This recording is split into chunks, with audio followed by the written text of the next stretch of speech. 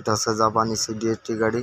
Ring পিস্টনের কাজ কিভাবে করে সেটা এই ভিডিওতে দেখানো হবে। এই যে দেখুন সিলিন্ডার বসানো হচ্ছে এখন।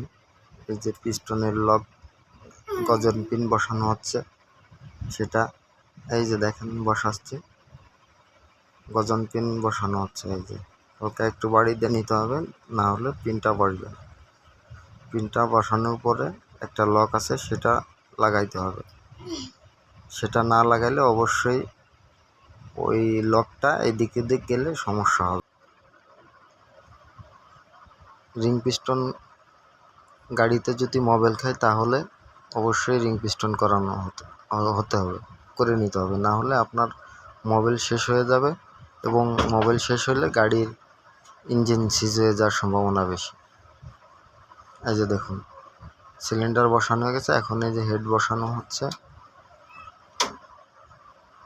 হেডের আগে যে হেডের ভিতরে একটা টাইম ইঞ্জিন থাকে সেটা এই যে ঢুকানো হচ্ছে।